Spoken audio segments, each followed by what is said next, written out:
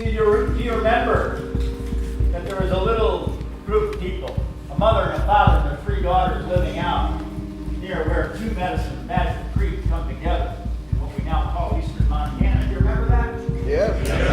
And you remember this fellow showed up and they gave him the daughters for wives. And for a time it was all well. He hunted, he kept the buffalo behind a log jam and a dry creek bed. You remember that? Yeah. You remember that he then ordered his wives not to give food to their parents, to the old people, to starve out the old people. Do you remember that? Yeah. And you remember, eventually, they were hunting and they shot a bull buffalo, but they didn't kill it, they only wounded it. And so they had to track it across the prairie, and the old man, in tracking that buffalo, found a blood clot laying there on the prairie grass. And he pretended to trip and spill his arrows, and he secreted that blood clot in his quiver. Remember that? Yeah. You remember that he brought that blood clot home, and they poured it into the boiling water to cook it up. As soon as that blood clot hit the boiling water, they heard the cries and screams of the baby as if it were being scalded. Do you remember that? Yeah. And they found a little boy in there, and they named him Katoyis, clot of blood.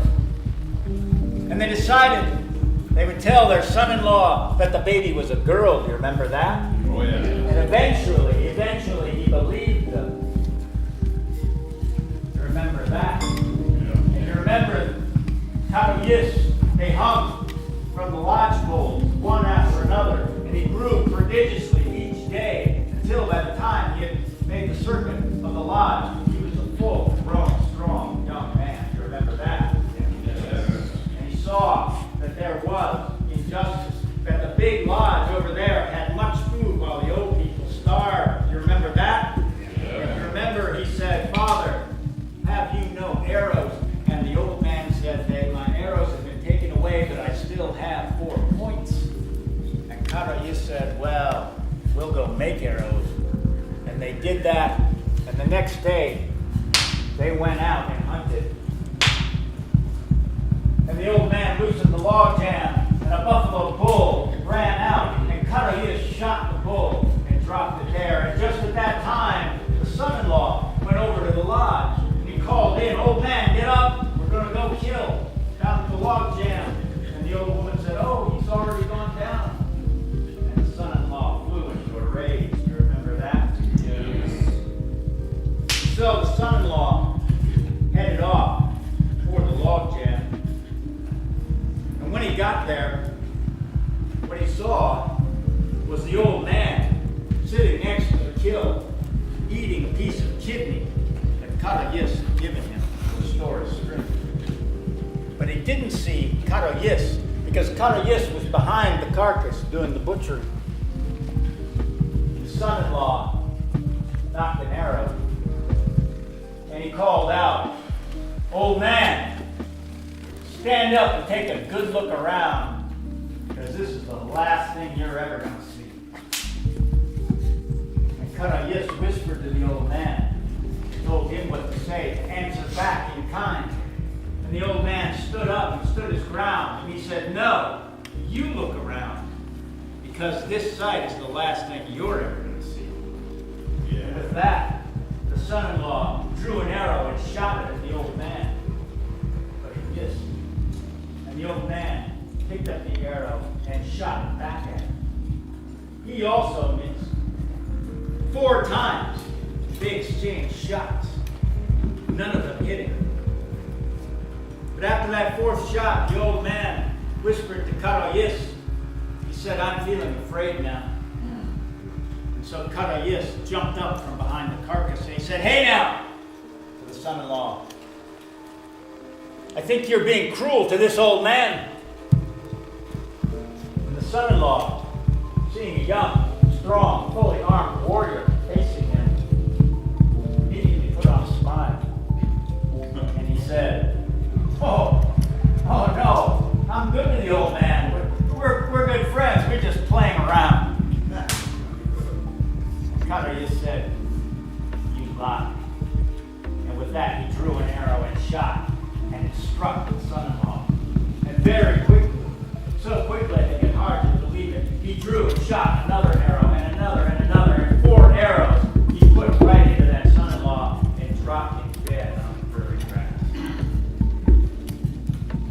then Karoyis went over to the big lodge, and he fetched out the daughters. The two older daughters he punished and banished from that place for their cruelty to their parents. But the younger daughter he took pity on and allowed her to remain to take care of the parents. And when this was done, he burnt the body of the son-in-law there on the prairie. And then he said to the old people, "Where are other people? Are there no other camps?" "Well," said the old man, "there are some other people. They live west of here. If you follow Two Medicine Creek, up on the other side, there is a village. There is a village over there." So, instructing the daughter to take care of her parents and moving them back into the big lodge, giving them the food that had been hoarded, Karoyis, Smoking Star, took his leave, and he headed sunwise. He headed west of Two Medicine Creek to see if he could find more people. He walked, as they say, for a long time or a short time, but eventually he did come upon a village. And looking down into that village, he saw that in the very center of that village, there was a large lodge. A beautiful lodge right in the middle, very large. And it was painted all over. The hides of that lodge were painted all over with the figures of bears. As a friend of mine might say, herds of bears surrounded that lodge. But Karoyis didn't go to that lodge. He found the crummiest little lodge at the edge of the camp. One that needed new skins, was probably leaky when it rained. A little crummy lodge, and that's where he went. And inside that lodge, he found two old women living there. And in the custom and the tradition of that time and that place, the old women offered Karoyis food. But the food was of very poor quality. The meat had no fat with it. Not even any back fat, much less. Not even any belly fat, much less the delicious back fat. And Karoyis looked out at the bear lodge, and there he saw on the racks plentiful meat drying. And he said to the old women, how is it that you offer a guest such meager food when in that big lodge over there with the bears painted on it, I see there's plentiful food in this camp? And the old woman said, "Hush. Hush, you'll hear them. The chief of this camp is a great bear. And the bears confiscate all the food, and the humans have only scraps to eat." Karoyis said, well, tomorrow I'll go and I'll kill for you, grandmothers. You may have something to eat. So the next day he went out. The people there had a piskun, a buffalo drop. And they would drive the buffalo over this cliff and they killed them. And he went with the people and they drove the buffalo. And Karoyis selected one buffalo to kill for the women. And it was the crummiest buffalo in the bunch. It was what they called a scabby buffalo. It didn't look very good, not much fat on it. And the people laughed at him. They thought he was a fool for selecting that buffalo for the old women. But when Karoyis pulled out his white stone knife and he cut into that buffalo to do the butchering, the people saw that there was much fat and it was the most beautifully marbled meat they'd ever seen. And this he brought back to the old women. And he said, grandmothers like the fire. And roast up some good pieces of meat. And he cut up the rest of the meat. And he hung it on the drying racks outside that little lodge.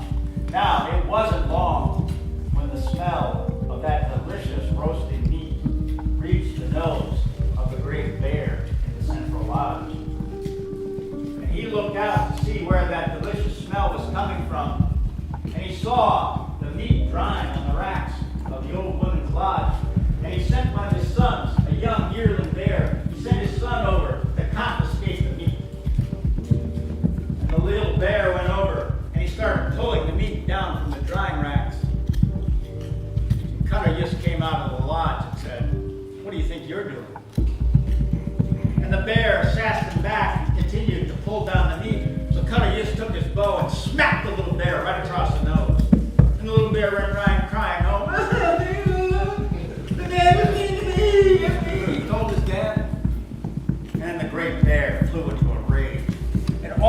bears came out and attacked Karoyis.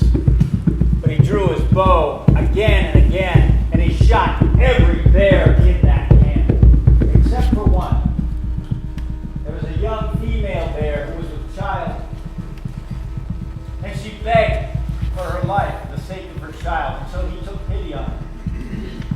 He said, "That's all right, you go on. You make more bears. The people won't be afraid of little bears like you." And had he not done that, there would be no bears in the world this day. For she is the grandmother and the ancestors of all the bears in the world. And when he had done that, Karoyis moved the old women into the great bear lodge, and he distributed the food to all the people. And then he said to those people, "Tell me, where are more people in the world?" And they said, well, there are some more people. West of here someplace, down along the river, there is another village we've heard about. So the next morning, Karoyis set out, moving sunwise, going to the west, along Two Medicine Creek. He followed along. He walked for a long time, or a short time, as they say. But eventually, he came to another village. And as he looked down into that village, he saw there was a large lodge in the center of that village. And painted on that lodge with a figure of snakes. One snake winding its way up the lodge, one snake winding its way back down. But he didn't go into the big, lovely snake lodge. Again, he found a crummy little lodge on the edge of the camp. And he went in there. And again, there were two old women in that lodge. And they offered him hospitality. Karoyis looked out the door of that lodge, at the snake lodge, and he said, "Grandmothers, how is it you live in such poverty here? When I see that snake lodge over there, there's plenty of meat drying outside." And the old women said, "Well, the chief of this camp is a great serpent, a great snake. He lives there, and he hoards the food for himself and for the snakes. And not only that, every once in a while, he demands a sacrifice of a young woman whom he strangles and swallows whole." Karoyis wasted no more time. He walked right over and right in, uninvited, into the snake lodge. And when he got in there, he saw that a great serpent was there, coiled up, asleep, with a single horn coming out of his head. His head was in the lap of a young woman, maybe a young woman who he intended to kill and swallow. The young woman looked at Karoyis with pleading eyes that he should not make any sound to disturb the snake. But Karoyis just laughed. And he reached over. There was a pot cooking on the fire. It was berry soup. He took it, he finished it, and he flung the bowl rudely out the door of the lodge. Then he sat down, took out his pipe, and he had a little smoke. When that was done, he pulled out his whetstone knife, and he began to prick that sleeping snake. And it wasn't long before that great serpent coiled himself up, woke up, reared up, and rattled at Karoyis. But Karoyis was too quick for him, and he lopped off the head of that serpent before he could strike. And then all the other snakes came out and attacked Karoyis. But he killed every single snake, except for one little female snake who was with child. He allowed her to slither under the skins of the lodge. And he said, "That's all right, you go on. The people won't be afraid of little snakes like you." Then again, he moved those old women into the great snake lodge in the center of the camp. He set up the grandmother's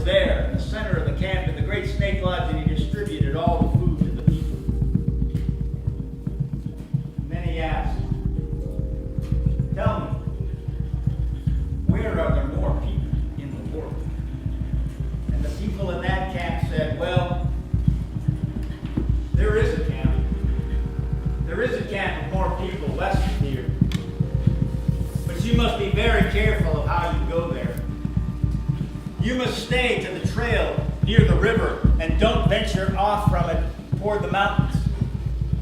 Because in the mountains, there's a terrible monster. There's a terrible monster named Isinokoki, wind sucker. And he is death itself. And so, Katagis asked very specifically how he might avoid Isinokoki, how he might avoid Windsucker. And the people told him exactly how he should go so as he wouldn't encounter Windsucker. And then he did the next morning the very opposite. He went right for it. But that was his mission in the world. To rid the world of the monsters that oppress the people. He walked, as they say, for a long time or a short time. But eventually, he came upon the open maw of Windsucker. And he could see in that terrible maw piles of human bones, a row of broken skeletal remains. He walked right into the great maw of Windsucker, right over the bones of dead humans, and down the gullet of Windsucker. And there he saw bodies of people, some nearly skeletons nearly completely decomposed, and others more recently dead. As he went further in, he saw some who were still alive, but very weak, who had lost the very spark of life, and laid there staring at him with empty eyes. And as he looked around, he looked up above him, and he saw something hanging down from the ceiling of Windsucker's body. And he asked one of the men there, he said, "What is that thing hanging above us?" The man said, "Well, that is Windsucker's heart." And then Karayas said, "Very well." He drew his knife, his white stone knife, and he strapped it onto his own head, with the point sticking up. And then he called to the people that were still alive, the dying people in there. He said, "All right now, I'm going to sing the medicine song, the spirit song. And we're going to do the medicine dance, the spirit dance. All of you who are able, rally yourselves now to stand up. And when I start singing, you sing along and you dance along with me.